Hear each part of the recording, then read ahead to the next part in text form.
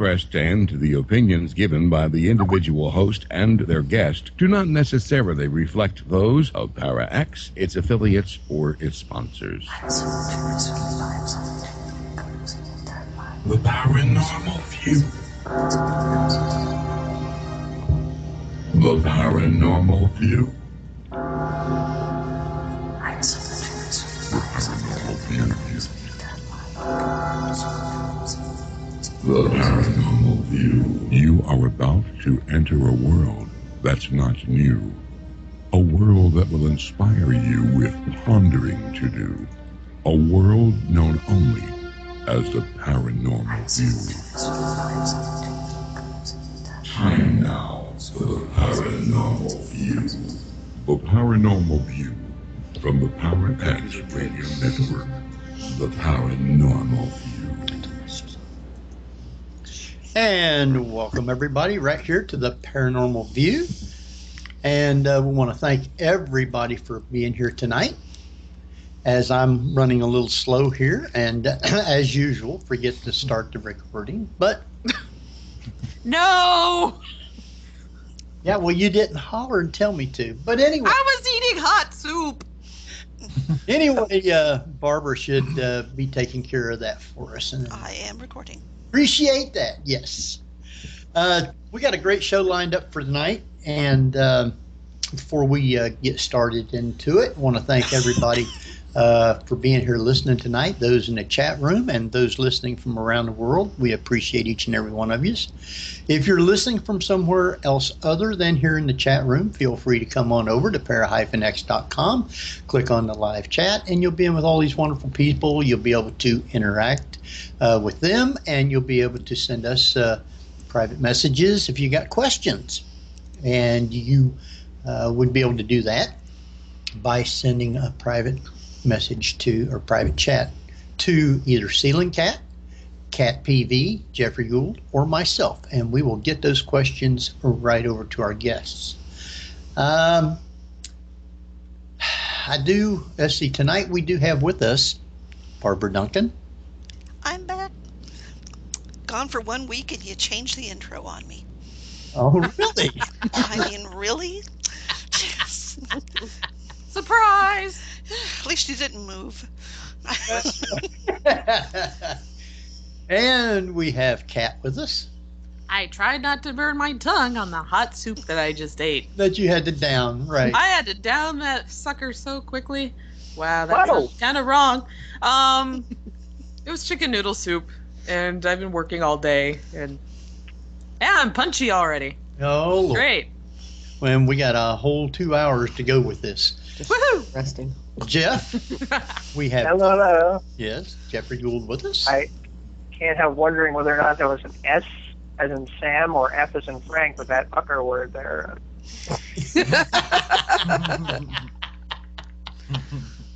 I didn't say anything. We're going to go with S. So you can't get me on this. Oh, there you go.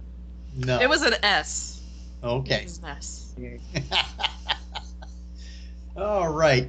So if you do have questions, you can private chat, as I said before, to Ceiling Cat, Cat PV, Jeffrey Gould, or myself. We will get those questions right over.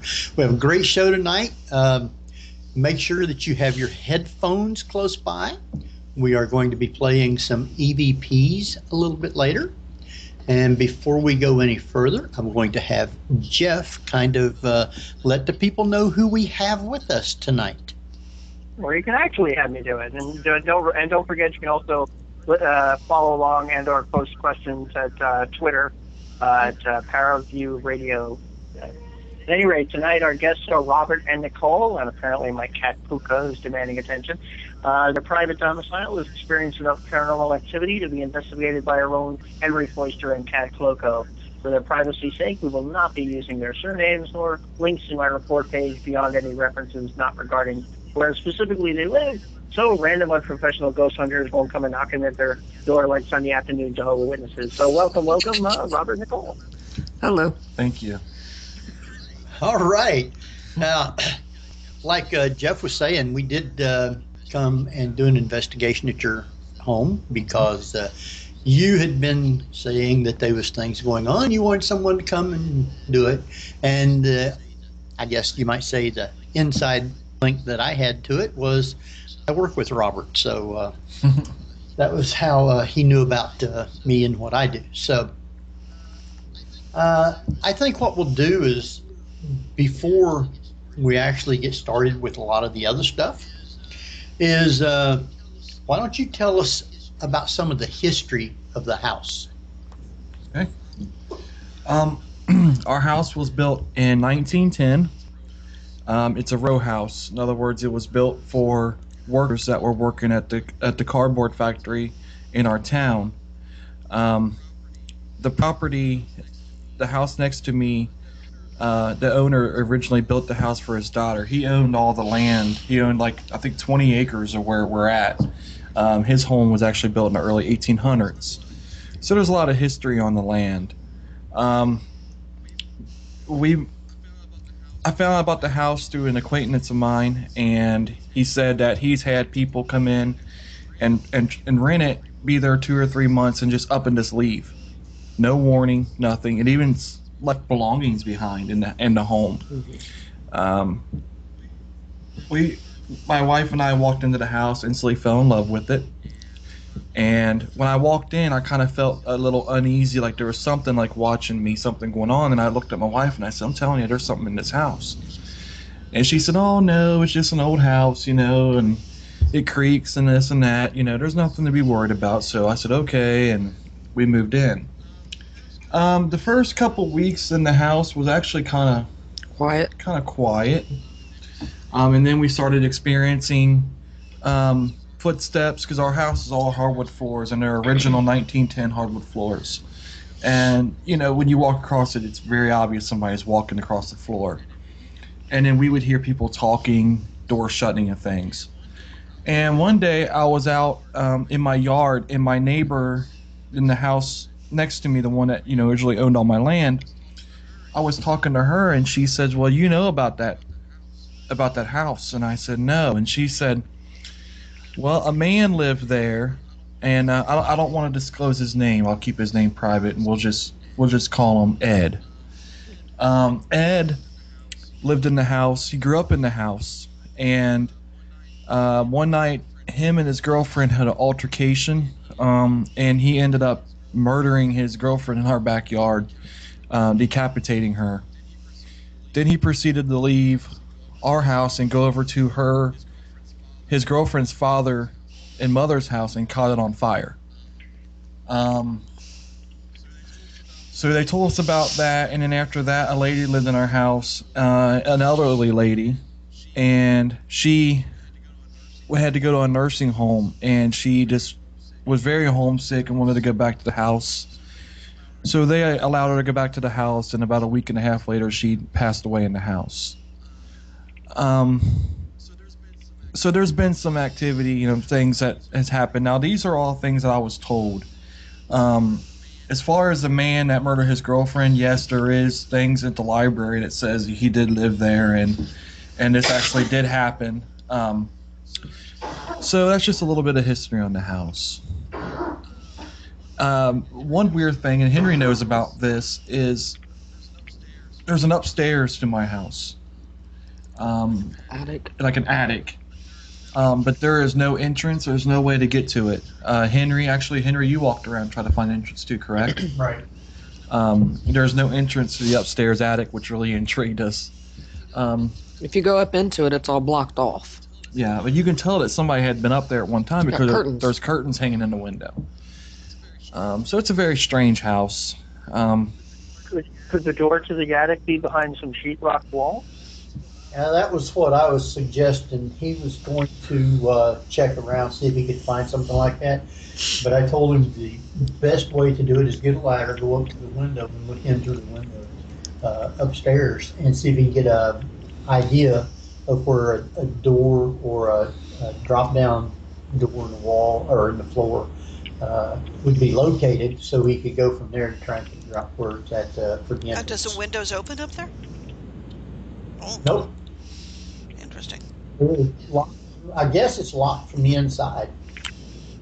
He hasn't been on a ladder up there to look at it, so. But there is a curtain in the window, so you figure that somebody had to be up there some somewhere point. along the way. Mhm. Yeah.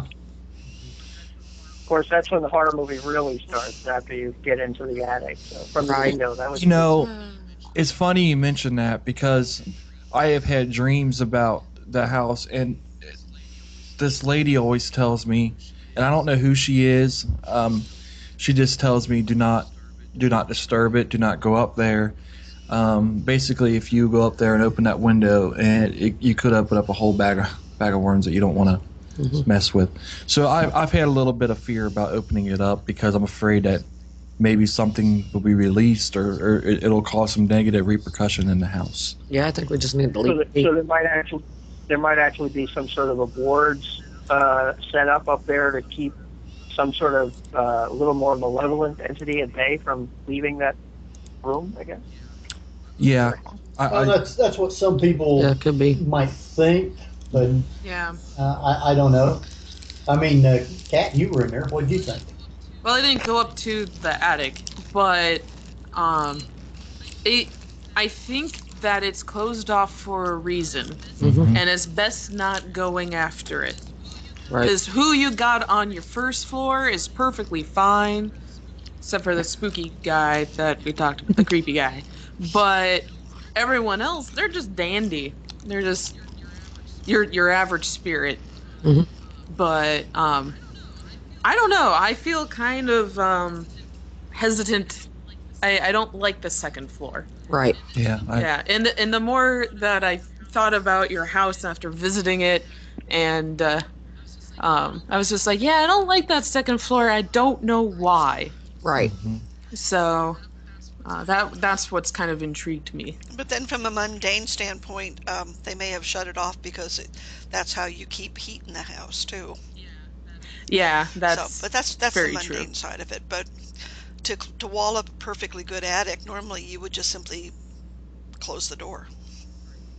Right. Right. Yeah, Yeah. like I do at my house. But the funny thing is like I've been in every closet, like trying to look up and see if there's a, because usually even if it's sealed off, you can kind of maybe still see an outline of where the entrance door was. Hmm. I've ran my hands along it. I don't feel any kind of Yeah. imperfections. There's no nothing. way in or out from downstairs. It's really really weird. That's really odd. Hmm. Mm-hmm. So now, when we Oh, wait a minute. Do you You hear asked- noises coming from the attic? Yes. Yes. You can hear giggling. You can hear footsteps. You can hear, like, sometimes you can hear stomping. I've actually heard a sound like somebody moving a dresser. Hmm. Things moving around upstairs. And it seems to if I'm in a bad mood or if I'm a little irritable, if something happened at work or something, That's when it seems to be worse. that's when it seems to really pick up and you start hearing more things upstairs. Sorry, Henry. So. Okay. Oh, that's all right. No, you're fine. You got questions, you got to ask them. When things actually had been going on and you'd talk to me about it, we set it up and I got Kat, Hmm. got Mark from Port, Paranormal Ohio Research Team, Mm-hmm. and we had another psychic medium come out. And she was with us. We did kind of like a nice little investigation. We had people go outside because you say that in the back of the house it doesn't feel real good. Oh, I hate the back of the house. Yeah, backyards. I hate it. Yeah, it's real bad. And that So was is that like a mud room or a laundry room? What's in the back? no, that's where the girl supposedly Like the backyard. Yeah. The Oh, the backyard. backyard. Oh, yeah. that backyard. I hate That was a funky place, that Yes, it backyard. is. So- Yes, it is. And especially when we went all the way to the back. Yep. And that's where the guy decapitated Oh. his girlfriend. Okay. Correct. Oh. One thing though is when the medium had gone in the backyard, she said that there was somebody buried in the backyard where my fire pit is. I guess and I looked into this. I guess before in Ohio, before like 1916, you could bury people on your property. And I think that there could be some truth behind that, because it seems like when I have fires and things in the backyard, it really whatever's back there really irritates them. They don't like it. So there could be some truth to that. Well, especially if it was, I think they'd be a little thankful for an something. estate where you're allowed to have family graveyards. Yeah, if you had one large property owner who separated it for different family members, it's pretty common to have a family graveyard On the property. Though I don't remember one close by, but that doesn't mean it doesn't exist. It just could not be marked. Right. It could be in that field that's behind the house too. Mm-hmm. So Right, could be unmarked. Yeah, I won't walk in that field at nighttime. There's no way. I don't blame you. I don't do the field, period, and I don't do that backyard at night. Like after dark. I love we have 2 dogs. I love my dogs, but if they took off in that field at nighttime, good luck to them. I'm not going back there. I'll put some food by the fence line and just pray they come back. But I won't go in that field. You couldn't give me $1 million to go in that field at nighttime. There's no way. My cat went in that field at nighttime and never came back. Yeah, that's true. Well, I also did see a fox. I was also going to say you don't sound like you're in like the middle of a suburban block. You must be a little more out in the like wooded areas or something. Yes, I mean we So yeah, like you said, if the cat went out, there could be like a poor kitty could have been predated. Yeah, as it were. there is some foxes and also. I don't know if you call them coyotes, more like a dingo. There's some. Oh, the coyotes. We have coyotes. Yeah. Yeah, we have them coming out of the Hollywood Hills, and they eat cats. Yeah. So that. Yeah. And we also have a lot of feral dogs. Right. Mm-hmm. Yeah, and those I think are a little bit more of a problem than the coyotes or foxes. Yeah. Yeah. I almost got attacked by some at Postown Elementary School. But Daryl Wisman came out and chased them off for me. Feral dogs. Yeah. Yeah. Now, I suppose everyone can hear me now, since I turned my mic back on. But that would help. we That's like us after a break. well, yeah, that You ask us a question, and we're like stumbling, trying to find a mute button. That happens also. I'll tell you again. When they talked to us, I got Kat, I got Mark Spicer from Port Paranormal Ohio Research Team, and we had another psychic medium with us, and her name was Lynn Bell. And we went to do the investigation. We kind of like did a walkthrough. Mm-hmm. I think it was me and Lynn Bell and Rob first went into the basement, and I'm not sure where Kat went to. I was outside, Okay. and because I arrived a little bit late because I have to drive, and and then I was outside just talking with Mark for a while. Well, we went to the basement. Now, I'm not a person who is sensitive or anything. I do not feel anything. I don't see anything, to my knowledge. And we were down in the basement, and Rob was telling Lynn and myself about some of the things that you guys did in the basement. And supposedly there was an entity that's down there that's not nice, not wanting to harm people, kind of, but he's just not a nice He's person. cantankerous. Yes. Right. I like that word. It's perfect. He is. I agree with that. He's cantankerous. Mm-hmm. And He's a crab apple. Yeah. you was telling us about I guess you had to do some remodeling down there. You closed off the far end of the basement Correct. for the heat and stuff. and then you did something with the water pipe or something like that for your washing machine or something like that. You redone some stuff. Yeah, we had the original tub in the house, and it was leaking. And when you fixed that, this thing didn't care for that too much for you being down there doing all that stuff. Well, we were there talking. Now, like I said, I don't see or feel anything. But Lynn was there, and we're three of us standing there, and all of a sudden she throws her hands up and starts saying, "Whoa, you can't come any further." And I turn around, I'm looking, I don't see a thing. Have no idea. But I guess she was talking to the spirit that Rob was telling us about. So there was different things like that went on through the night. Yeah. Not that I don't believe in psychic or mediums. I just don't see it or feel it. And when they start saying things, I'm looking, boy. I'm hoping to see something or feel something, but I just don't do it. The thing that really impressed me was throughout the night, at times she would be saying things. Of course, we wouldn't hear anything, but I had the recorders going. And after she'd be saying things, on the recorder, we'd be getting confirmation from the different spirits that she was talking about and saying what they were saying. We were getting answers. And I really thought that was pretty interesting to get confirmation like that. So, but anyway, we had a good investigation. We got quite a bit of stuff. My son Tim, I forgot, he was also with us. Yep. Poor Tim. Yeah, he was so quiet throughout the night. Well, true, but which Tim was Tim? Was this Tim Shaw? No, his Henry's son. Oh, right. Yeah.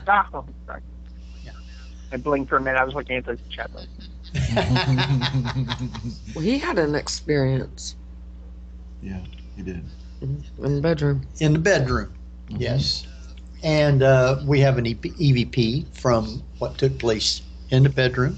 We will be playing that a little bit later on. I don't want to make people have to break out their headphones so quick. So, but you already told them to have them ready. Well, yeah, that's very true. I'm ready. This is true. Now, was this an upstairs bedroom? No, the house is all one level, other than the attic. Oh, so it's like a ranch house. Basement. It's a shotgun house. A shotgun house. Straight I've from never the front door to the back door. So if my wife is chasing me in the living room with the shotgun, I can run out the back door and be gone. Meet me by the front door by the time I get out the back door. Yeah. Yeah, it's kind of like a mobile home almost. It's a straight shot. It's Well, I think if you look it up, it's actually listed as like a bungalow. Right. Yeah. Yes. Yeah, we sat in the living room for quite a while, and had one of those grids pointed right straight down the hall, which went through the dining room, through the kitchen, to the back door, and there was two bedrooms. The master bedroom went off to the left before you got to the kitchen, and then the other bedroom was all the way in the back. You turn to the left to go to that bedroom. If you turn to the right, there was a stairs that went down into the basement. So we could have a grid set up and see all the way through the house. Yep. There were times when we'd be sitting there, and there were times when the lights would kind of get blocked out. You'd see something moving in them. And I saw something move in the house when we were outside. Yes. Yeah. So that would be the lady. I got a very masculine energy out of it. The dude was tall. Really? Yeah, because it was when Rob and I were on the side yard next to that other house that he pointed out to me, not the property owner's house. And I look in through the kitchen window, which is pretty high up, and I see the top of this shadow person's head just walk towards the back of the house. And I'm like, that was not anyone in our group. Because Rob is next to me, and Lynn was right next to me, and Henry was in the house, but in the front. Living room, right. In the living room. And Tim was with you at the time, and Mark was outside at his car. Right. Yeah. And So everyone was accounted for, and I just watched this spirit just walk down the hallway. And I was like, okay, well, I already knew he was there, but okay, you could really tell me that you're there by just showing up. So, yeah. So we figured there's about 4 or 5 different spirits in the house. One of them, and matter of fact, there was 2. There was an older woman, and there was a little girl. Now, then you have Hat Boy and the emo guy. right. And then you got Mr. Cantankerous. Yes. And then the Green Man, or 2. So maybe 7. Okay. But the Green Men don't... Wow, I'm going to sound super meta right now. So the Green Men, one of them is in the backyard near that tree. Yeah. So whenever you're doing that, this is what I've picked up anyway. Whenever you're doing your bonfires outside, Green Men are literally spirits of vegetation. They don't like fire. Right. So they get agitated. Yeah, they're like elementals. Green Men are kind of a spirit that's been depicted in lots of cultures. The most famous are the ones from England because they carved them into their churches, and they look like very leafy-faced men. Just look them up. So you actually saw Green? I didn't see him, but I could feel it. And the energy's a lot different. It's very earthy for one. You smell like the scent of earth right going up your nose. But he's in that tree. Like he's basically the spirit of that gigantic tree. And then you have another one that's much larger that's actually in the front yard of the other house. And I pointed out to him when I know you guys were saying you were feeling something really negative, and I kept going, it's towards that tree. Well, it's actually that Green Man who's rather upset. So it's basically elementals of the trees that you are feeling when you go outside. Okay. And elementals are neither good nor they're bad. They're usually generally friendly. So I liked them. Both Lynn and I hugged the tree in the backyard. We were like, oh, you're so sweet. Yeah, so, and then you have the... That's the only place I feel safe is that tree. Yeah, and that's because you got a rather robust Green Man associated with it. Okay. So take care of it. Dryad? Kind of a what? Like a dryad kind of character? Or is it actually a tree elemental, like a nymph, if you want to think of it like a nymph. But I associate a male personality to them, but they technically can be both. And then I know Moofy in our chat room suggested an English garden in the backyard, and I was just like, that's perfect. Like growing herbs, growing things in the backyard is good. So that's just my 2 cents. Is the fire pit surrounded by rock? Okay. Yes. Good, because it should be. Because that will also protect it and know that you're not trying to set the trees on fire. And that's what the ancient Celtics would have done anyway, is built stone around the fire pit. Yeah. So. Yeah. I've always every fire pit I've ever had has always had stones around it. So a garden would be a really good thing. Yeah. But it occurred to me, and I wasn't sure how to contact you after I had visited, that the more house plants you bring into your house, the higher the energy level will go up. Right. Okay. Because you have so many elementals in that property. Wow, I sound completely off my rocker. Actually, I'm going to stop and step back and go, because in Celtic tradition, when someone gets a house, they would actually put an ornament with the Green Man face on the door, because that's what protects the house. So if you want to go out and try to find one of those elemental Green Man ceramic placards and put it there.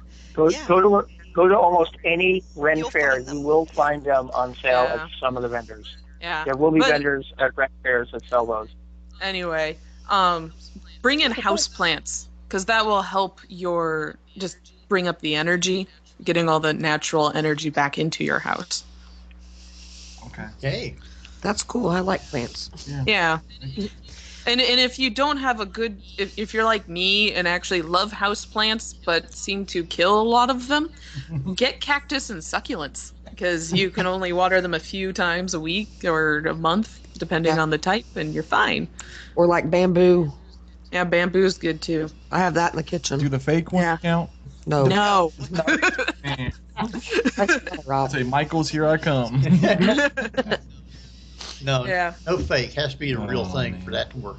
Okay. Yeah. We're just gonna watch out for pandas then. Now, some of the things, and we're going to be taking a break here in just a few minutes, but some of the things that you had mentioned, you had the older woman and you had the young girl. Mm-hmm. How did you first figure out you had an older woman and a younger girl in the house?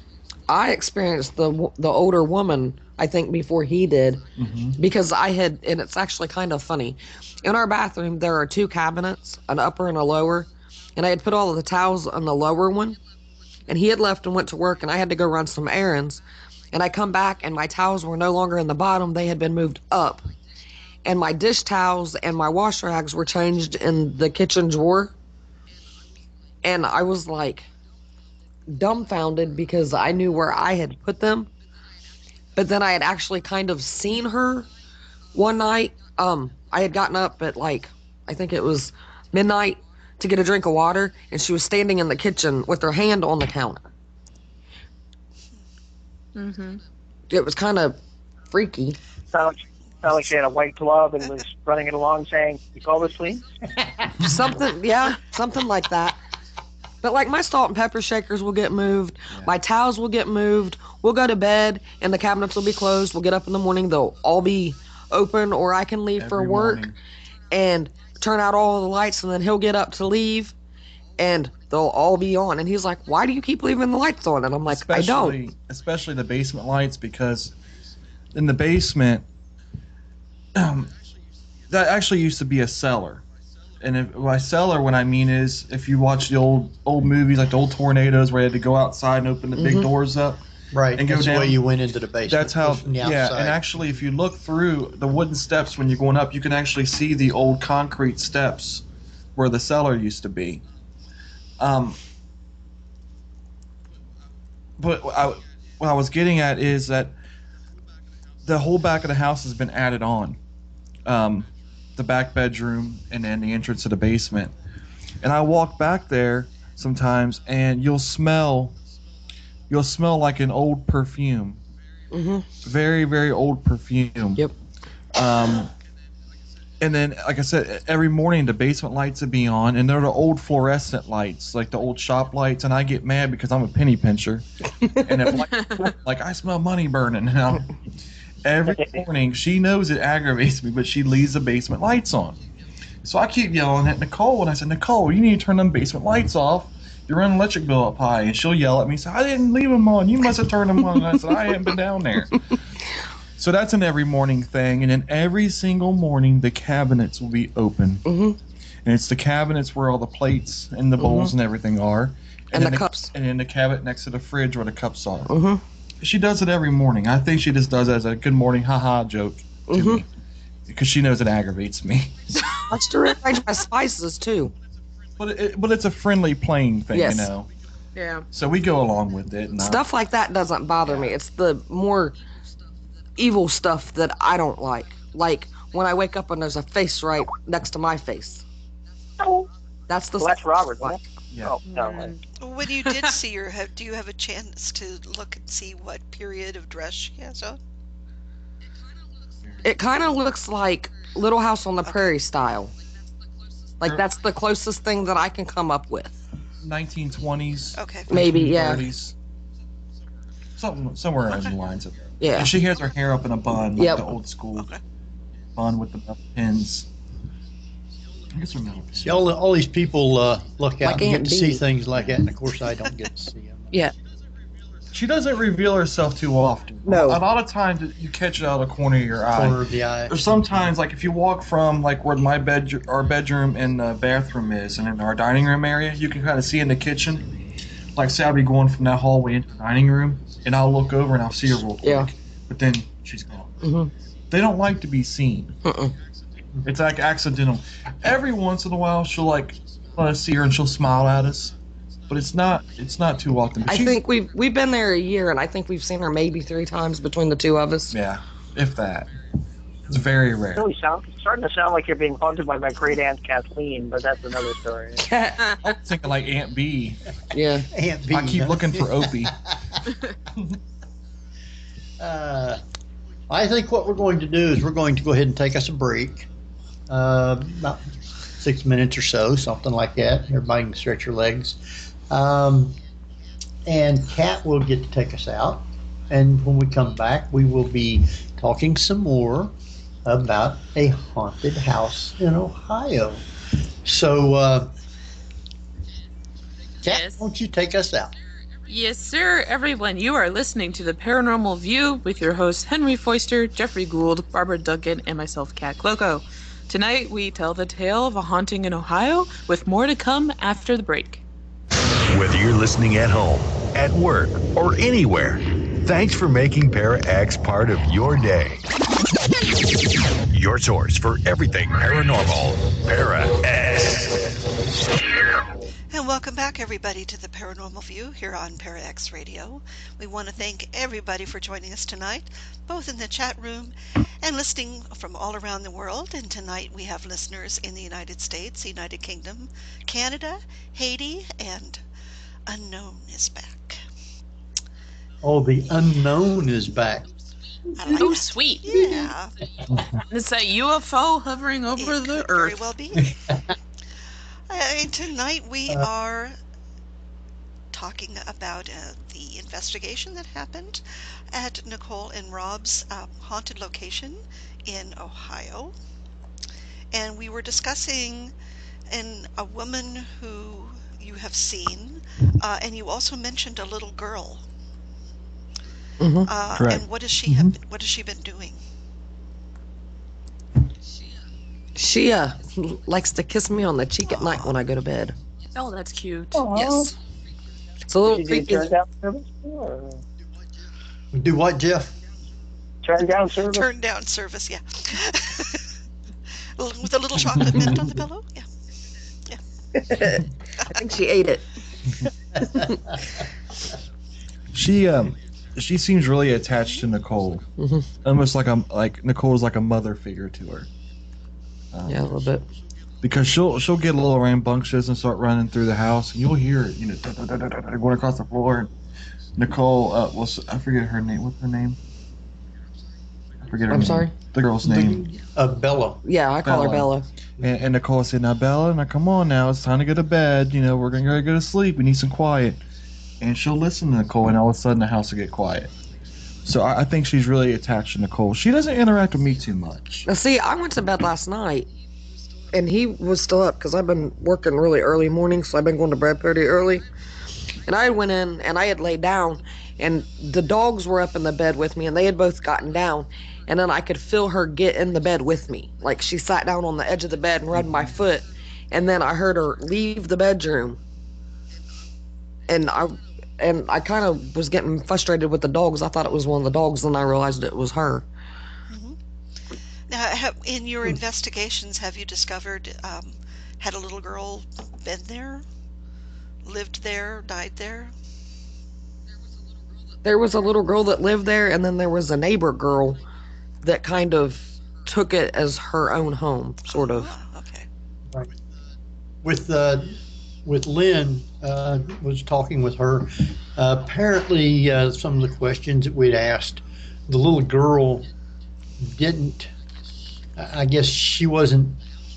The house wasn't hers. She'd never actually lived there. And we also found out there was at one point. Lynn was talking, and she said.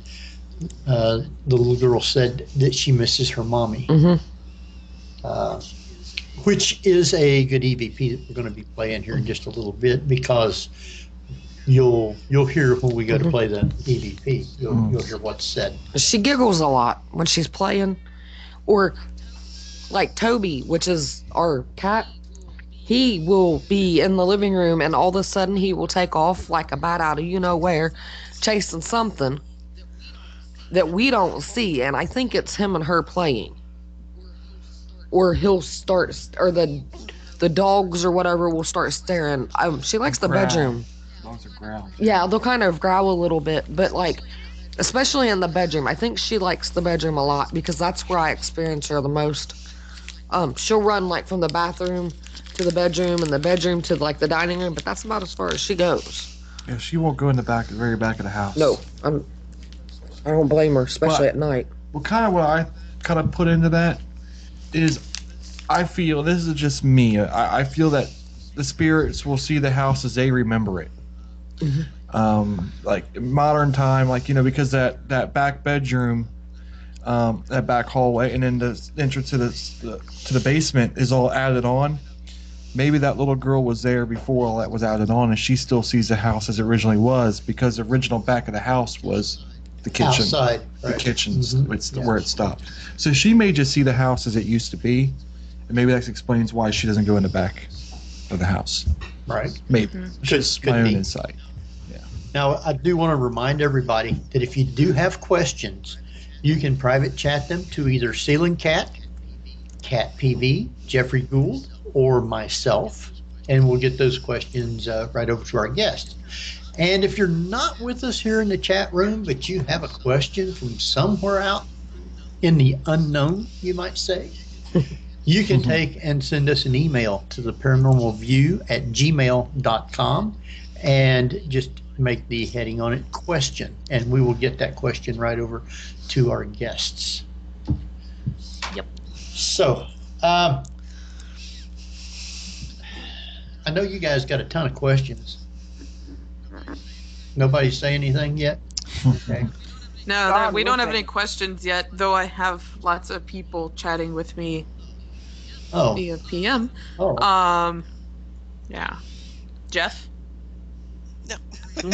Yeah. Were you going to I'm enthralled. And I hope if I ever come out and visit Henry and Kat or something, because I'm on the West Coast, you know, that would be a great visit to come by and see your place, because I go into places that a lot of people are freaked out, and like Henry, I don't have I'll hear things.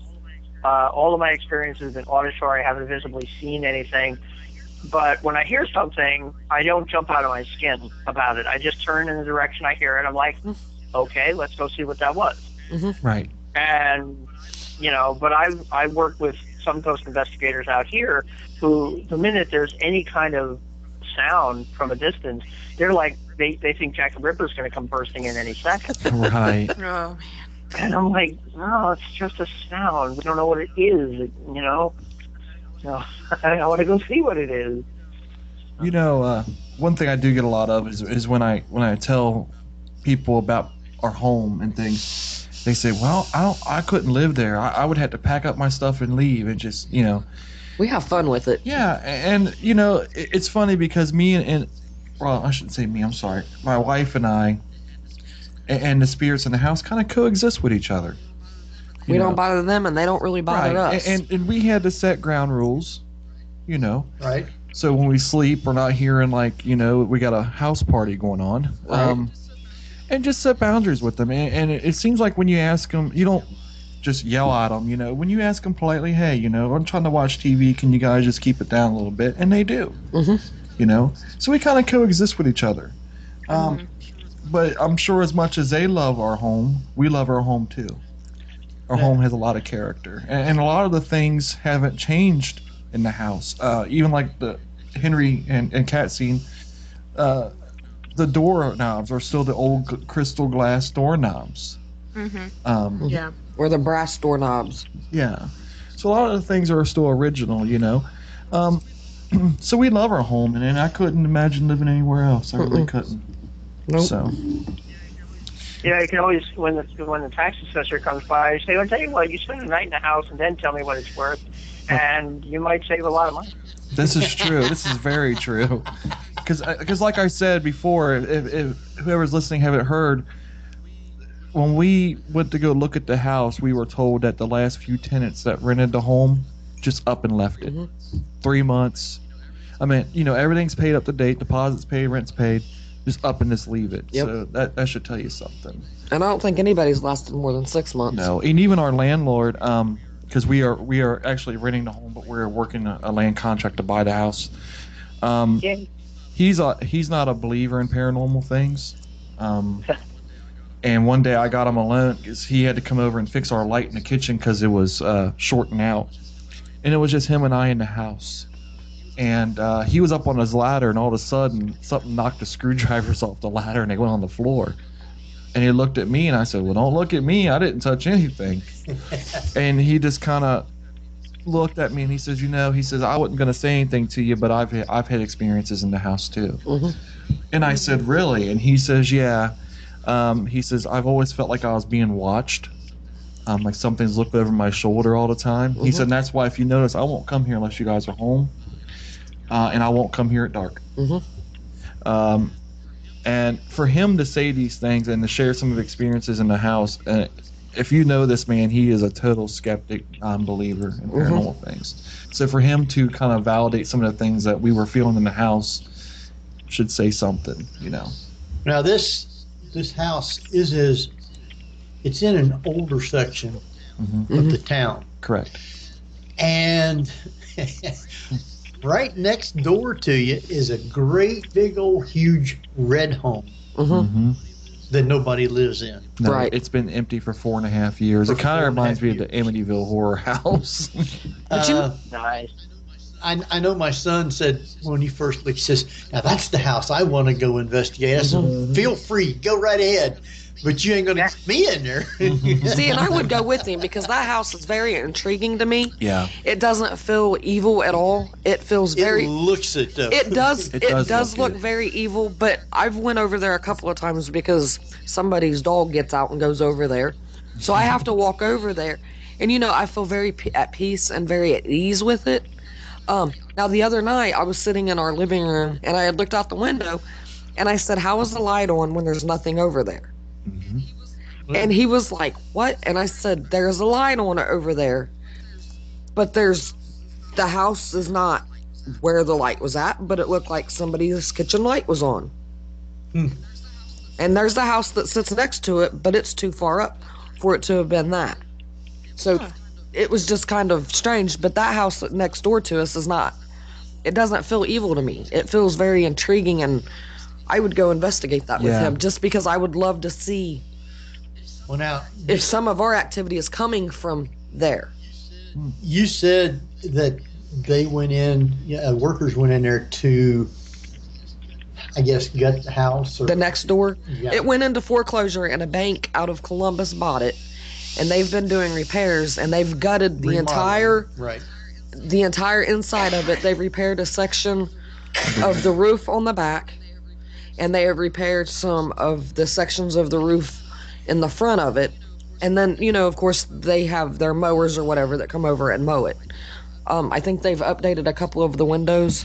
Well, one of the cool things is one of the workers told me, they said, "I don't care if you give me $1 million, I won't step foot in that house."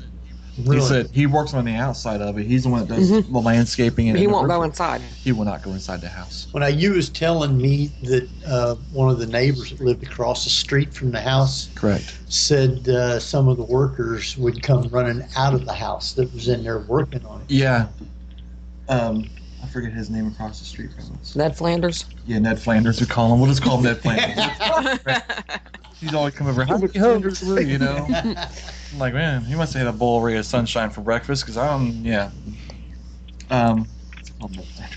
he told me that the workers come out, they're darting out, and it's gotten their trucks and just left. Chickens? One of them was actually yelling at his foreman. He says, "I don't care if you fire me today, I am not going back in that house." See, to me, I don't get that vibe. And I pick up, I don't know what it is, but I will pick up, like, the negative things that happen in our home. But, like, the stuff that's more peaceful is some of the stuff that he will pick up that I won't. But I pick up really quick, like, the sadness, the anger, the anguish, the fear. And sometimes I get kind of emotional for no reason. Mm-hmm. Empathic. What is it? Empathic? Yes. It's when you pick up other people's feelings. Yeah. Yeah. And I feed off of other people's emotions anyways, so it makes it a whole lot worse.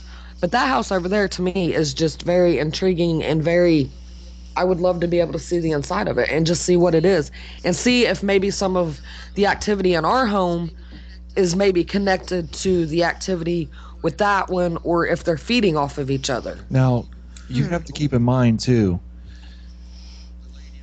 the lady that lives next door to us, not where but the White House, the one that's the original landowners. Yeah.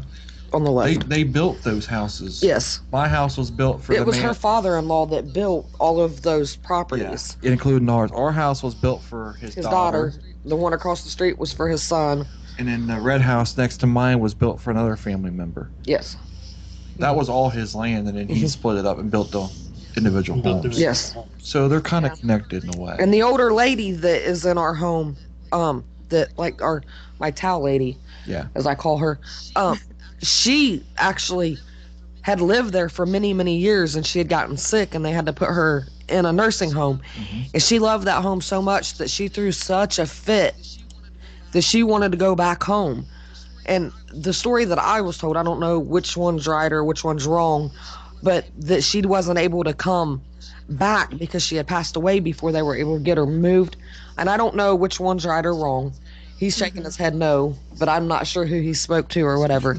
But the story that I was told, and so I think that that's why she was there, because I think she was connected. But I think, personally, my opinion is, I think she died in our home. I think it was in the living room, is what I'm thinking, because she's very attached to the living room, the dining room, and the kitchen. And I just feel like she was a lady that had a lot of big gatherings and family things. Yeah.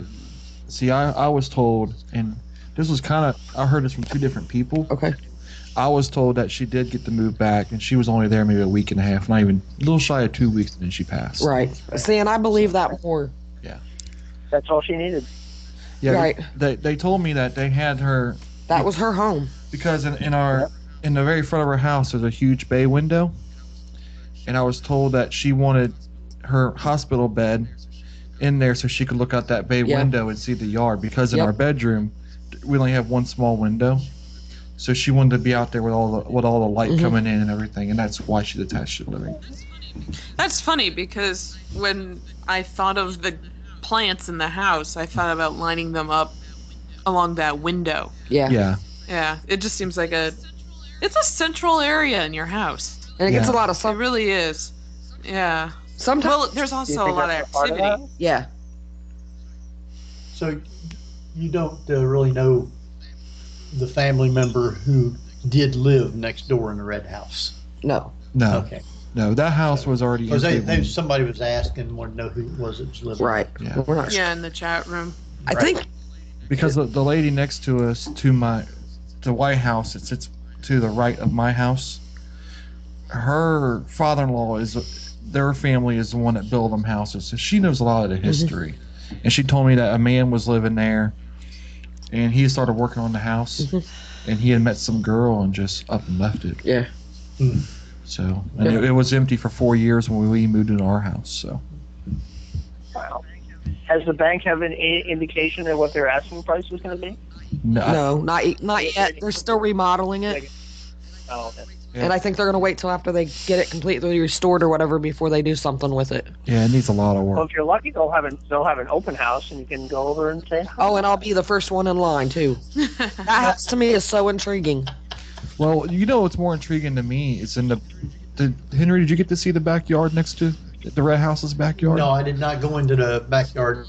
There's a lot of energy in that backyard. Yes, there is. Yeah, what's really weird is the red house we were speaking of. In its backyard, there's like a little shed. Well, it used deal. to be like a big pond. It was like a fishing pond almost. And then there's a little like building behind it, and it has this really cool painting of a deer. with some like shrubbery around it. And it says warm fires, tall tales, and hot food. Yeah. And I've always been drawn to that area. Yep. It's really neat. Now, It's interesting. Yeah. I think before we go to break, I think I'll play a couple EVPs, or at least one anyway. And I think what I'm going to do is talk about the one where Tim was in your guys' bedroom. Him and Mark were in your bedroom, and they were doing an EVP session in there. I think Mark was sitting on the bed next to your door, and Tim was on the other side of the room, On the floor. next to the wall, sitting on the floor next to the wall. Yeah. Okay, and so you can put your headphones on and listen to this. Hopefully you'll be able to hear it. If not, we will explain it to you, and I'll play it a couple of times so you can get a chance to actually hear it. So let me see if I can find this one here. And here it is. Now, turn your sound up and have your headphones on, because what you'll be hearing will be kind of light, but you're going to hear tapping. So listen for it.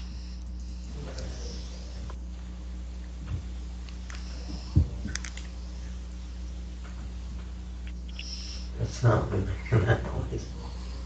That's the wall. That's not you? No. Now, Tim was sitting right next to the wall, and you could hear this tap, tap, tap, tap, tap. And Mark thought it was Timmy tapping on the wall, but it wasn't. And Timmy sits right there and tells you, "Oh, that's not me doing the tapping." We hear that a lot. Yeah. That's not an uncommon thing. Yeah, it happens quite often. Do you know what could be causing that? Do you think it's like the heat of the day going down, causing it to pop? No, I think it's somebody that's kind of frustrated and they're doing just the tapping. Yeah. Or trying to think of where they've put something, or because you have to think too that house that's plaster on the wall. That's not drywall. That is old plaster over top of the the real skinny wood. Right. So for something to be tapping like that, I mean, it takes a little bit of force to. Yeah. Okay, I'm going to play it again for you. So if you couldn't hear it the first time, put your headphones on, listen real close for the tapping.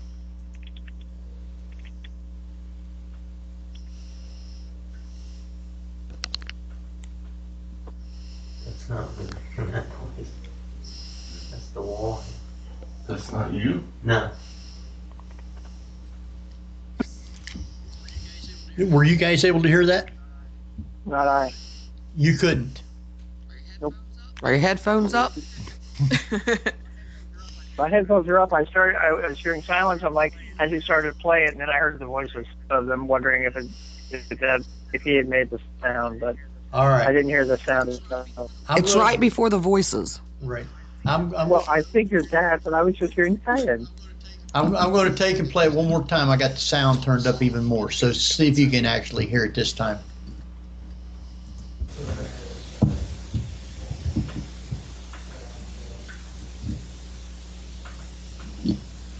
That's not me making that noise. That's the wall. That's not you? No. Now, could you hear it that time, Jeff? Yeah. It may be my earbuds might be a bit. Might be That's too not subtle. wood creaking. No. And I don't know. I can't remember Latham plaster whether or not little critters could be in there too, but didn't sound like rodent either. No, they don't bump around, because I have Latham plaster here at my house, and you'll hear them chewing on it, that's quite distinct. It would have to be a very fat rodent to be making that kind of sound. Well, and you have to. And it moves from just that spot. Well, and you have to think too. That wall where he was sitting, that used to be the original back of the house. Of the house. Oh, that's right. Brick. Right. That is a brick under there. So there's no like space in between. To get up. That's Okay. That's solid wall. Yeah, that is solid wall. That's the original back of the house. Now, I'm going to play one more before we go to break. And this time, Tim is in the bedroom by himself. And he's going to be asking a question. And you'll be able to hear something. And this one, you should be able to hear readily, easily, I would say. Let me see if I can find this one. Okay, I think this is it here. So put your headphones on, turn your sound up, and listen. We're not going to leave until we hear some kind of...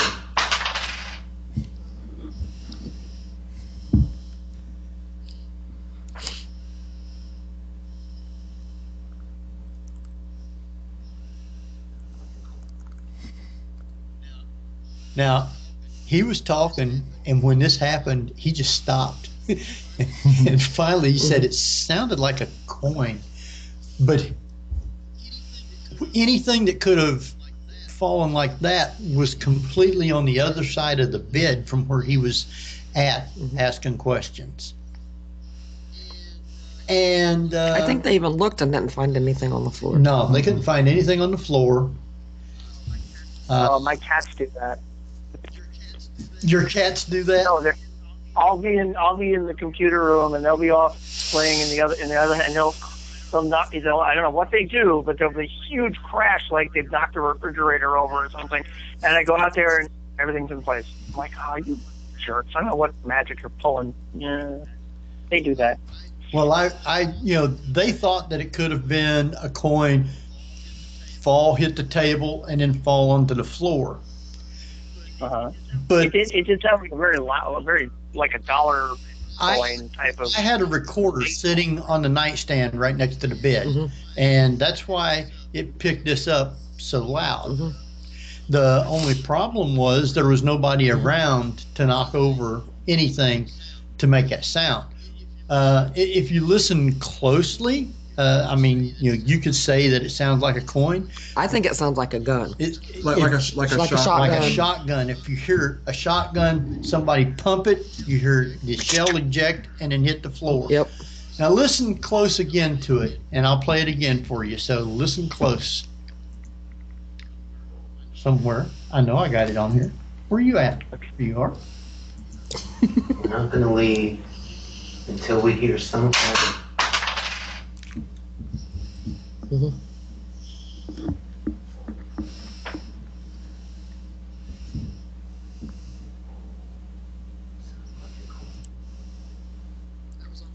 That was almost as if to say, will you please get out of here? Yeah, I was just saying that because it's the first time I heard what he was saying, I'm not going to leave until you do something. And then, bam, it's sort of like, okay, gonna leave, come on, get out. Or it was something that fell like from a high place to another place and then to the floor. Yeah. And into the floor. It's hard to tell. Yeah. I don't think it sounds like a gun No. with a shell casing. No, I think it sounds more like a pen or a heavy coin. Yeah. Yeah. Sounds like a piece of metal hitting the floor. No telling what it is. We could not find anything. He could not find anything. He even said it sounded like a coin, but there was nothing nowhere on the floor or anything like that. Now, didn't you hear something similar to that, but there was nothing on the floor? Yeah. I was actually agitated. We had some things going on, and I was really agitated. I was in the room. I was trying to get my sweatshirt on and go out the door, and I heard it hit the floor, just like that. Just like that. Yeah. Talk about your horseshoe. Oh yeah. Before we go to break, why don't you tell them about the horseshoe? Okay. The other day that something else has happened since we've investigated. This is freaky. Yeah, I was actually in the bedroom, and again, I was getting clothes out of the closet, and I have a horseshoe that belonged to my late grandfather that passed, and I have it sitting on the dresser where our TV's at in the corner of the bedroom. So I would go to put my clothes, behind me on the bed. I turn around and the horseshoe. But it's sitting on like a. It's kind of like propped up like against a box on the nightstand. On a hat, on a soft hat, mind you. On a soft hat on the dresser. I mean, I'm sorry. So, I have it propped up real nice because it's good luck. I've always told it's good luck to have a horseshoe. Make sure it's always facing up. So I had it, in a position where it's facing up. I look over, and this horseshoe is about maybe a foot and a half above the dresser, just midair. And all of a sudden, it just drops. And I heard it in the living room, and I thought that he had knocked something over. And he was like, "Oh my God, babe, can you hear that? Did you hear that?" Yeah, it was levitated above the dresser, just standing there, just hovering, and all of a sudden it just, boom, it fell. Wow. Mm-hmm. Kind of freaked me out a little bit. A little bit. Now, Robert, surprised let me ask you, when you were growing up, if you got agitated or upset, did this also happen? Or has this just been an experience since you've been in the house? Just in the house. And I wasn't in a bad mood. I was actually in a very calm, joking demeanor. I was actually out in the living room doing this funny dance, had my wife laughing. So we were laughing and joking around. So the energy was good, and I was in a good mood when this happened. And I just simply went in there to get my night clothes on because I was still in work clothes. And I just turned around and seen it levitate and just hovering. And I could hear him go, "Holy crap." And then I heard it hit, and he was like, "Did you hear that?" I come running out of the bedroom and said, "Babe, come in here. And she's like, "What now?" It messed something up, or I need her help or something. What do you want this time?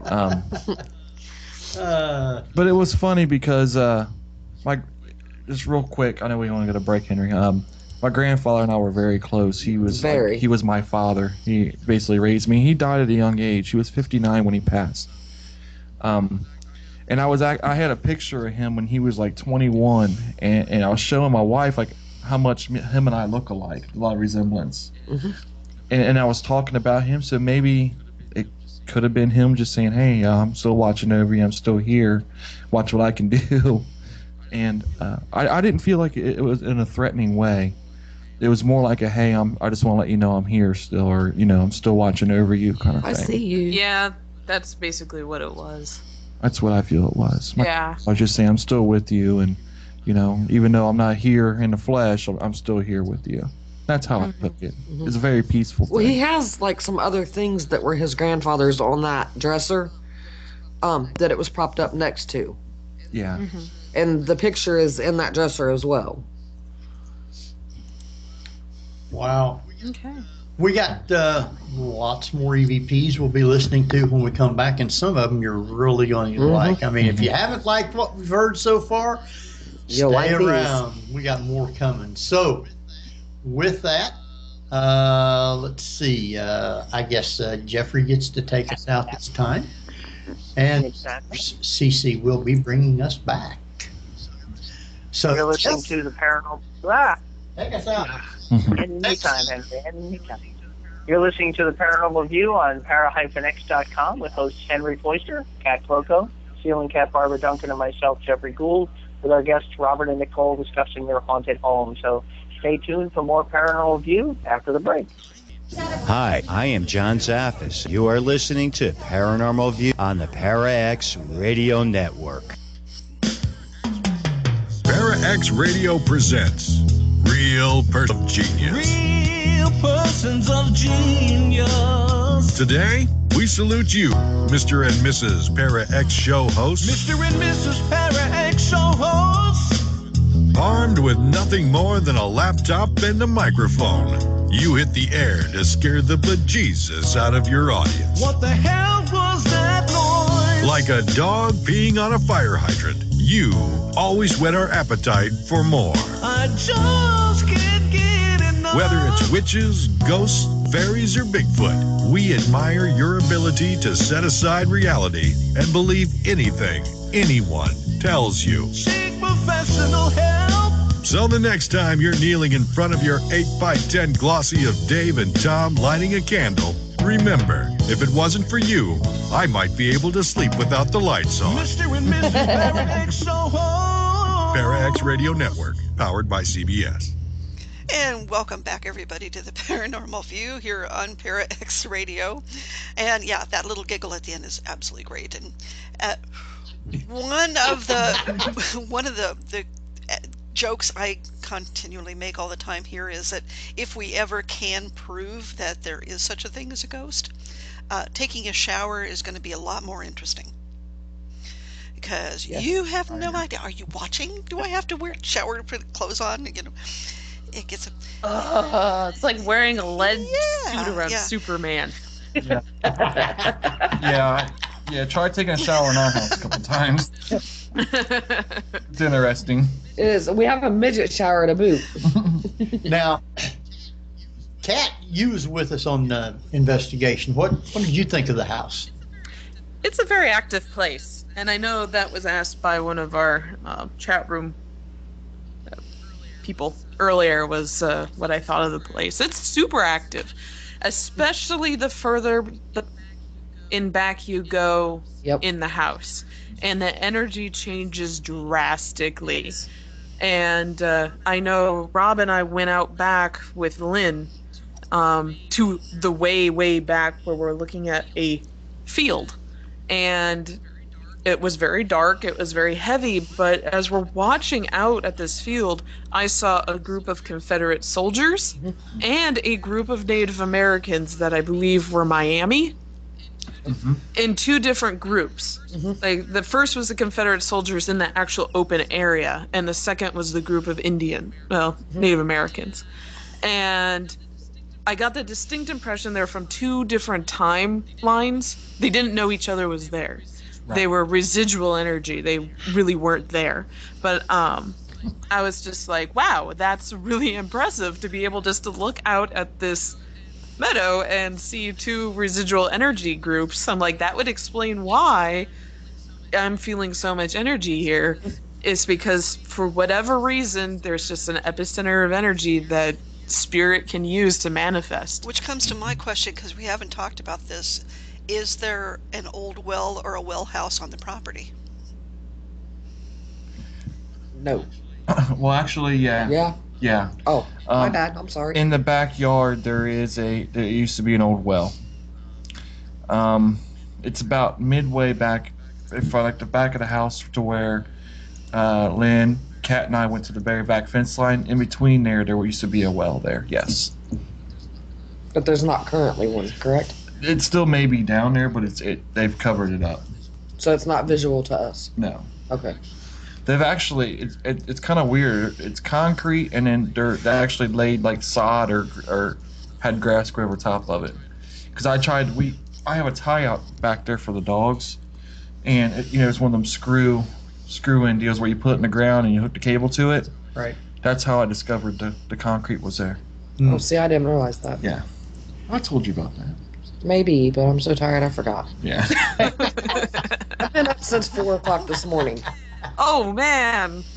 That'll draw in a lot, too. Yeah. See, and I believe Lynn had said something about that, because she had mentioned like a portal. Yes. Or something where it's pulling things out and sucking things in. Correct. I'm not so sure how I really feel about that.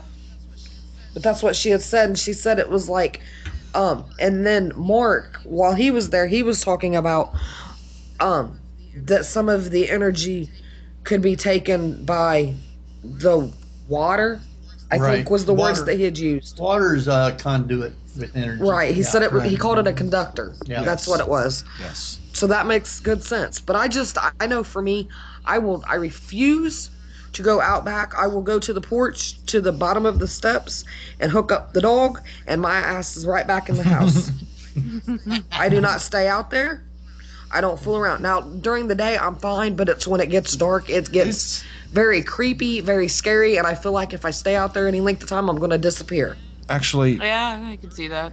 During the day, it's actually kind of... It's peaceful. No. I think. I disagree.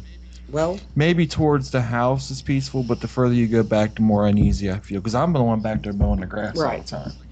So it's like when I hit midway back, it's like I get real uneasy back there. Well, see, I didn't when I was doing it before we got the mower. I didn't get that. Yeah. But I think you're more sensitive to it than I am. Could be.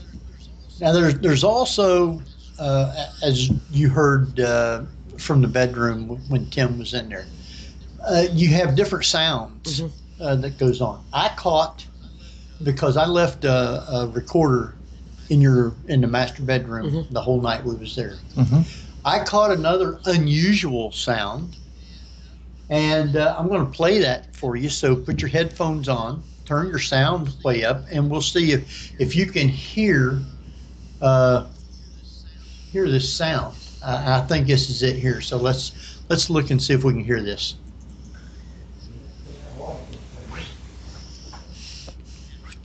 Yeah. Could you hear that? Yeah. CC? Yeah. It's just like a. Yep. And heaven knows what it is or what made that sound. I'll play it again for you so to make sure that you was able to hear it.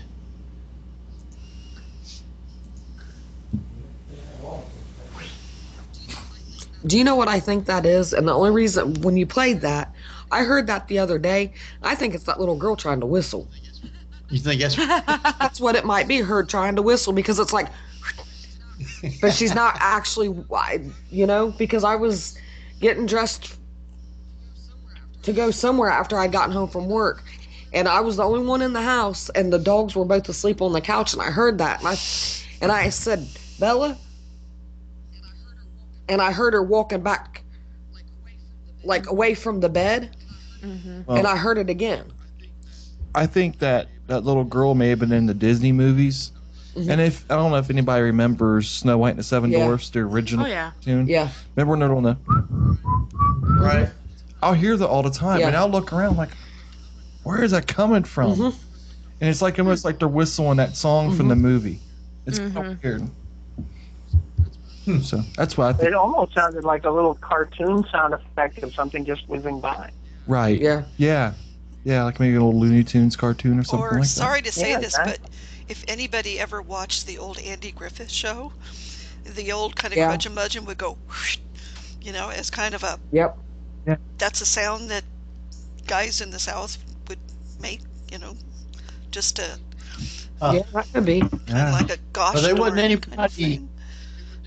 There wasn't anybody in there to do that, so I have no idea how that got on there. So interesting, though. That picked stuff up like that all throughout the night. And when we were sitting back in the living room, it was me, Mark, and Lynn. And I can't remember if Kat was in there or she was outside. I'm not sure. But I don't know where I was. It depends. I were all over the place. I was all over the place. All over the place. But we were in there and talking, and supposedly the little girl was in the living room with us. Yeah, I was in there with you when. Was you in there? Okay. And Lynn would say some things. Of course, we wouldn't hear anything, but on the recording, it would pick stuff up. Yes. And she was sitting there, and all of a sudden she says she misses her mommy. Yeah. I want you to put your headphones on and turn your sound up and listen for this one and see what you hear on it. She's saying she misses mommy.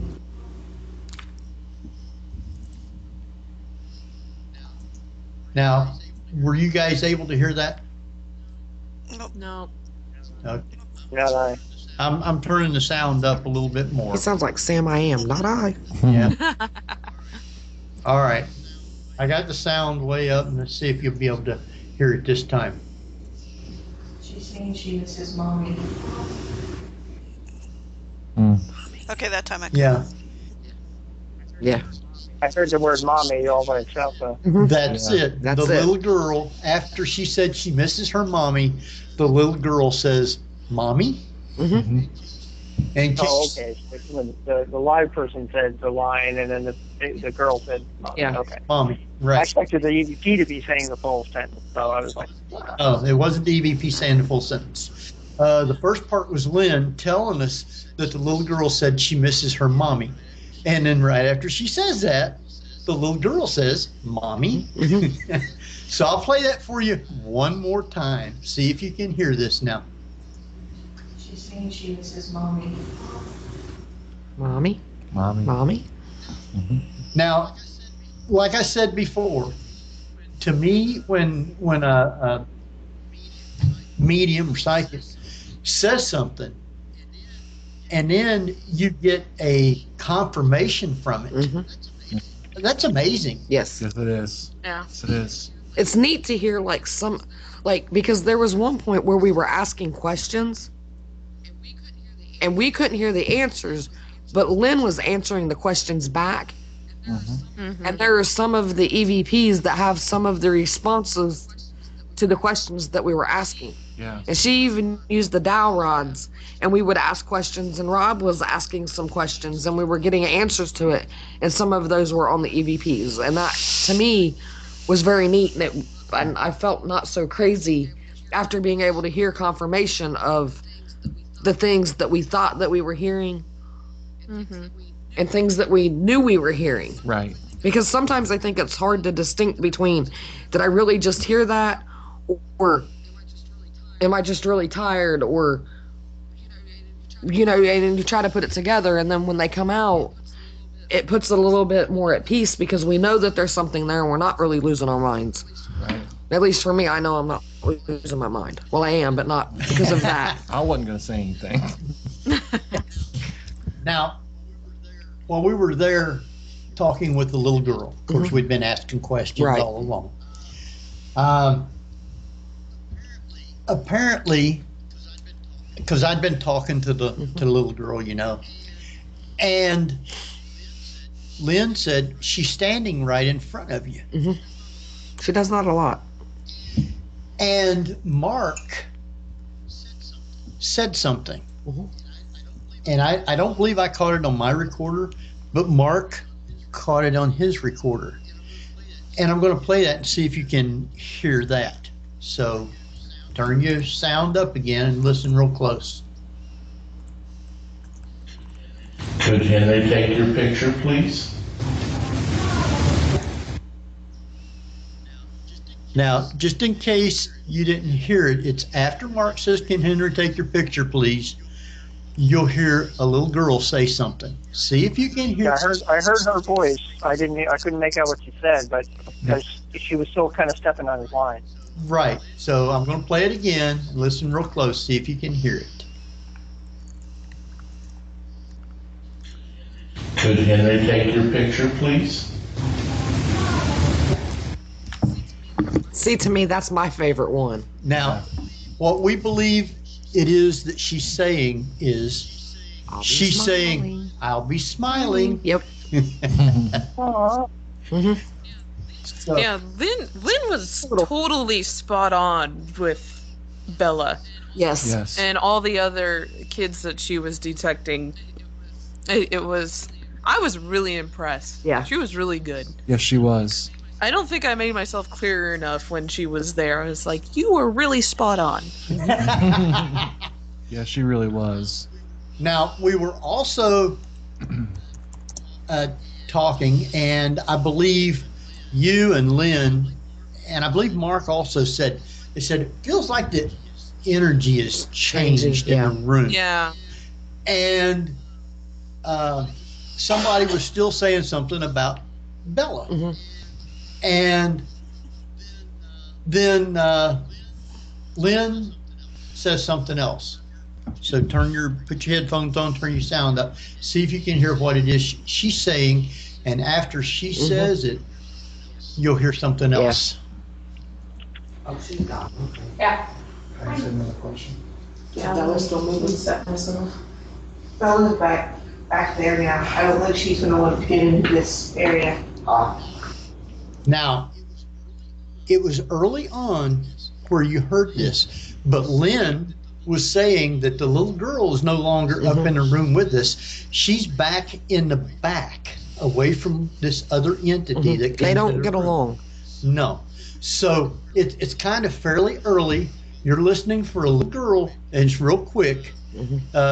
We think she's saying 2 words, but it might only be because it's kind of close together. You might only just be picking up 1 word. So listen to see if you can hear that again. Oh, she's gone. Okay. Yeah. Can I ask another question? Yeah, that was still moving. Set myself. Bella's back there now. I don't think she's gonna want to get into this area. Now that was Kat that said, yeah, right early on. Kat said, yeah. Yeah, that was me going, yeah. Well, I could tell. I could tell Kat's voice. Well, it's right after Kat says, yeah. Okay. Yeah, mumbles over. So listen to right after Kat says, yeah, and see if you can pick up what the little girl is saying. Oh, she's gone. Okay. Yeah. Can I ask another question? Yeah, that was still moving. Set myself. Bella's back there now. I don't think she's gonna want to get into this area. What Bella is saying is, I'm hiding. Now, that audio is too busy for me to pull that out. Well, the recorder that I had in the bedroom also picked this up because I guess she was back where that recorder was. That's the room we call the blue room, and she likes it in there, and she likes it in our bedroom. Yeah. And I'm going to play that one where it caught her talking in the bedroom. You'll hear Kat say yeah, and it's right after that.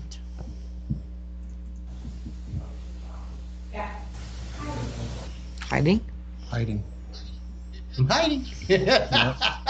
She does not like that other entity. No. No. And you can tell because, like, when she's in the bedroom with me, and we spend a lot of time together. We don't really interact all that much until it's time to go to bed. And then, like, she'll kiss me on the cheek like you would kiss your mother on the cheek and say goodnight is kind of what she does.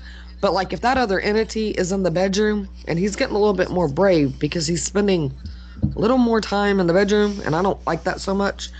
But when she's in there, like the other night when I went to bed, she was in the bed with me, and he came in, and she jumped up, and, like, I felt her, like, get out of the bed and run. Like, for whatever reason, I don't know if maybe they were together in the home, or... No. Do you know something I don't know? Yeah. Okay, share it. What I was told early on is Lynn and I were talking. I think Henry was there when she said it. That entity is the one that actually holds people hostage. Okay. Yeah, it was Mr. Crabapple does that. Right. Yeah, he holds people hostage. Mr. Cantankerous. And what I would love And is for somebody to be able to do a voice comparison between that first one you played that said "mommy" and this last one which said "hiding." Because it does not sound like the same kid. You don't think it does? Well, there's about 3 kids that are in there. Yeah, Lynn was identifying multiple children in the building. Which is funny because when I was there, I didn't pick up on any kids. Everyone that I encountered was an adult. It was it's interesting, a study on how different mediums and psychics can pick up on different things. Right. See, Lynn had said that there was a little girl in the attic. And she called the other one, she called her a fluffy little girl? Or kind of... I wasn't there for what she was reading in the building. She did that before I arrived. Well, you and her... See, I thought you were in there with us at one point, and she was talking about the heavier set little girl. Yeah, there's Bella. Yeah. Well, at one point in time, we were outside, and Lynn was trying to read what was upstairs. And she was looking up the window, and she said that there's another little girl up there. And she started crying over this one. Yeah, she was upset. Lynn was very upset over this one. The little girl was being held upstairs by this entity that actually in life was I guess you call a pedophile. And he's actually holding a girl upstairs. And the little girl has to go through the anguish over and over. It's like a tape replaying over and over again. And at this point, Lynn was crying. Yeah.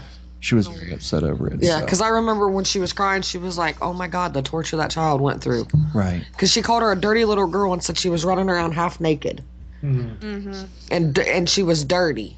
But then the entity actually made her quit talking. Yeah. He made her stop talking. So. Which makes sense because sometimes we hear little kid footsteps, going across the floor up there. Right. And you'll hear things being like tossed around, or like Right. somebody. Like somebody upstairs rearranging a room almost. Right. You hear like a dresser scooting across the Right. floor and things like that. Sometimes you'll hear what sounds to me like a bouncy ball on the floor. Yeah. Yeah. Too. Yeah. Mm-hmm. It's almost more like a confrontation. Kind of. Yeah. Yeah, going on upstairs. Kind of. Right. Yeah. Yeah. Now, I've got a couple others here that I'm not sure exactly what it was because I didn't have it labeled. Two of them was what Mark had caught. So I'm going to play them and see what they are, and then we'll try and go from there. So turn your sound up and put your headphones on. Let's see what this one does.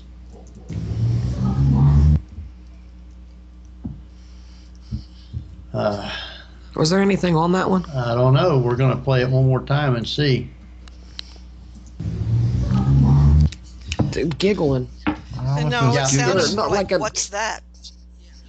Yeah. Yeah. There's Oh, more like a car That's a driving kid. by. Mhm. Yeah, in a car. Right, but the voice is behind that. You have to listen for it. Yeah. So listen real close again. Yeah. Now, I tell you, Yeah, I hear I that. remember What's this that? now. One of the things that we thought it might be saying was come out back. Yeah. Maybe. Oh, Yeah. It was I remember that. come out yeah. back. That's what it was. See if you can pick that up again.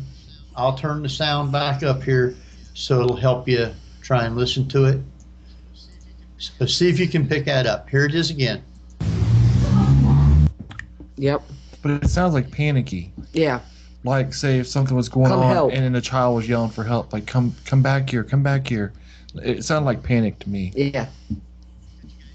Could you guys hear that? Oh, yeah.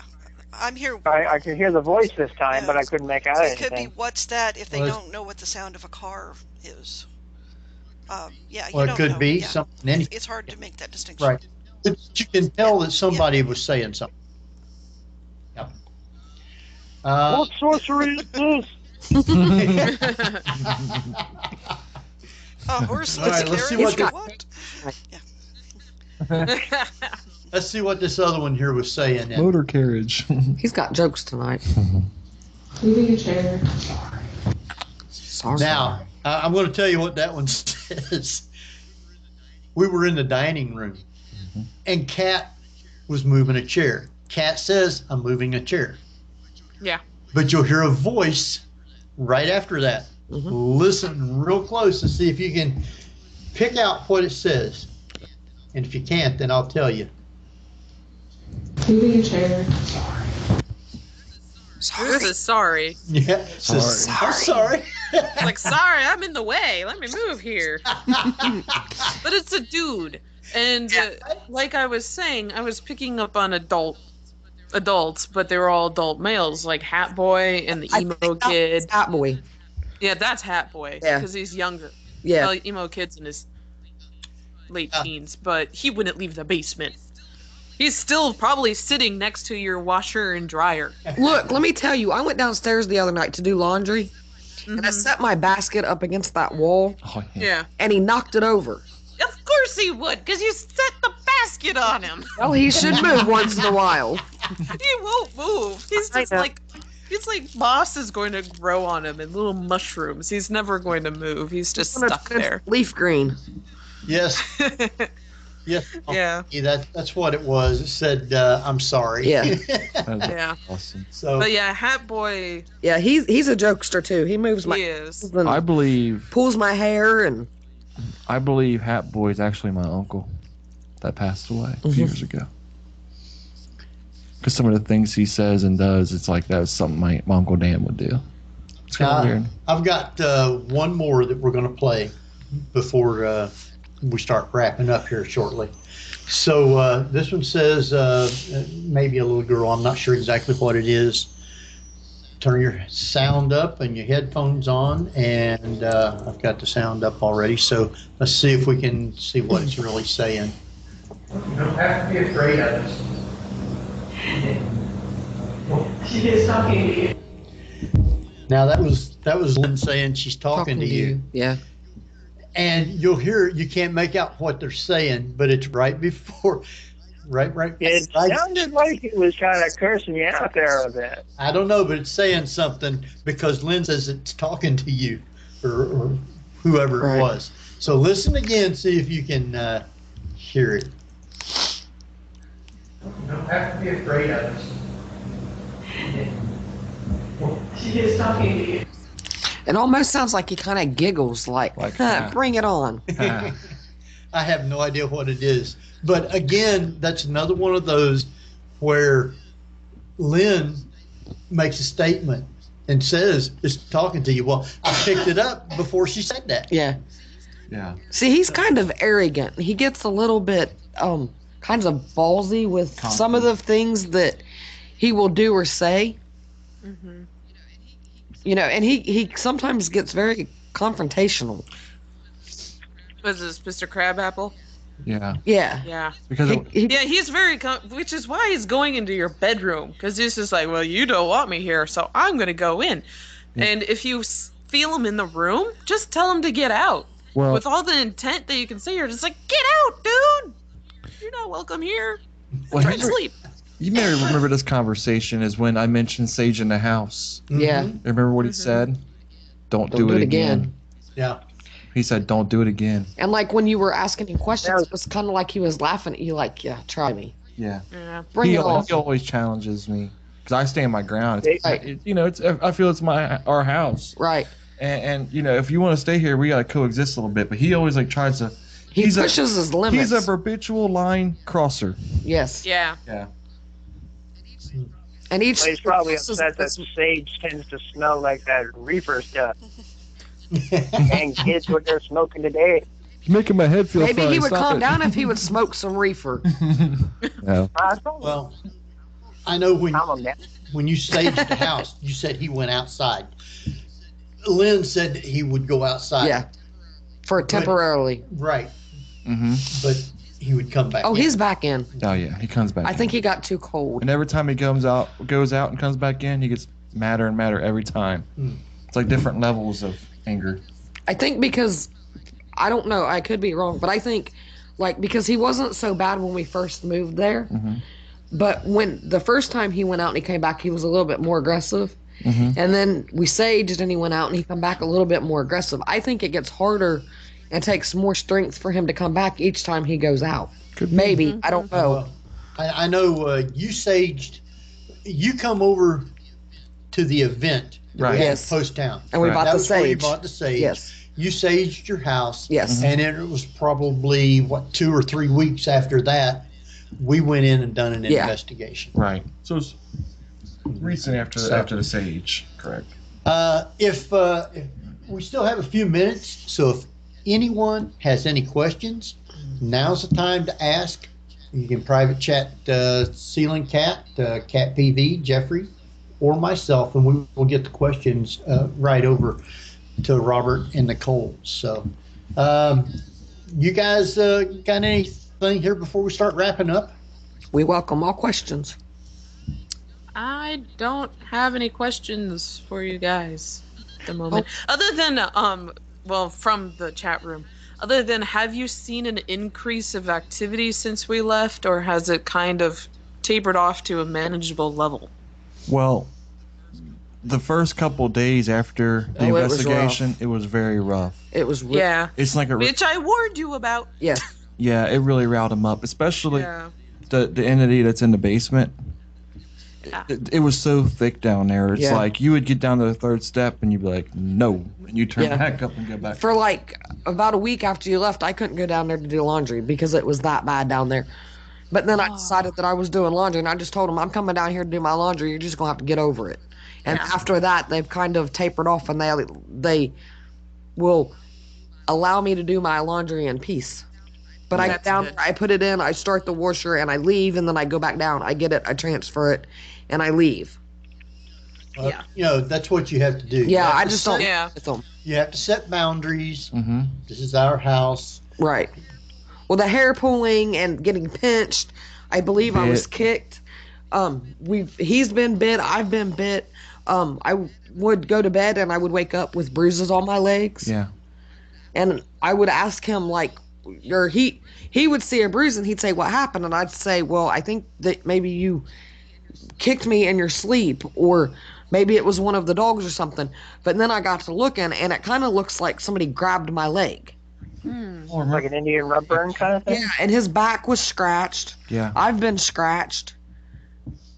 And that was right after the investigation. So, yeah, there was an increase in activity, especially footsteps, things like that. Yeah. And they weren't the subtle footsteps. They were like stomping mad footsteps. Mm-hmm. Yeah. Then it's kind of tapered off Yeah. a little bit. I don't know, the couple of days ago he was kind of aggressive.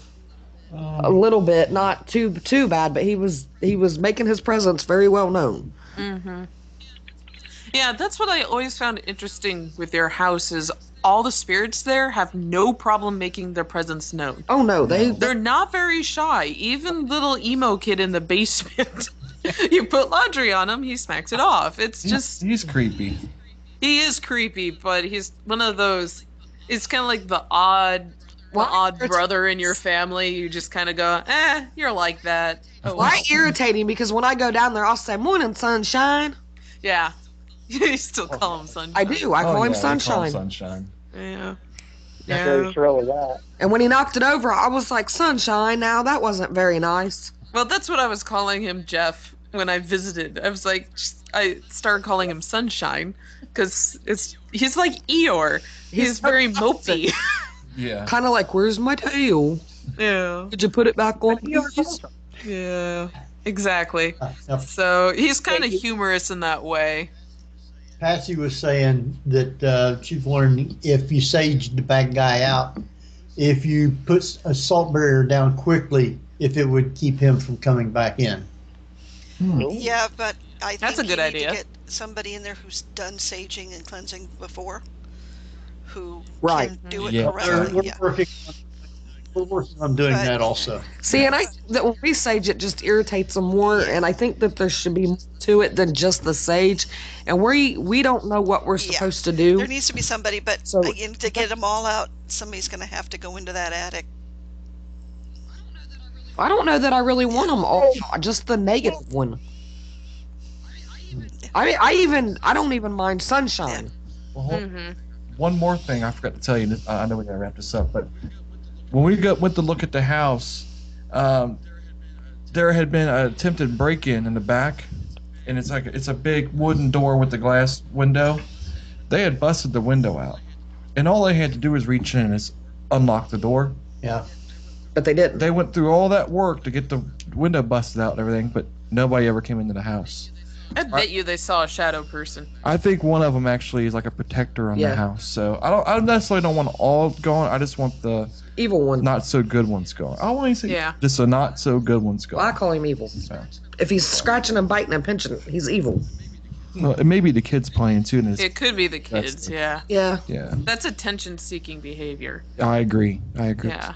Yeah. Which gets I think a lot of times gets misidentified as demonic by some teams that really don't know the procedures, I'm going to say. Right. Because they'll get scratched. They're like, I got scratched. It must be a demon. I'm like, or somebody was getting your attention. And that's a human thing to do. Right. And you got to think, too, when I go downstairs, every time I go downstairs to do laundry, it's either Sunshine or Hat Boy. But one of them always pulls my hair. But it's not in a I'm going to harm you kind of thing. It's kind of like, hey, let's play. Yeah, that's Hat Boy. Right. Sunshine's not going to move. No, one of them actually pulled my shorts down one day. Oh, God. I had on like a pair of them like Nike shorts, and I was in the back hallway, like going back into the kitchen. All of a sudden, I felt a tug, and my pants came down.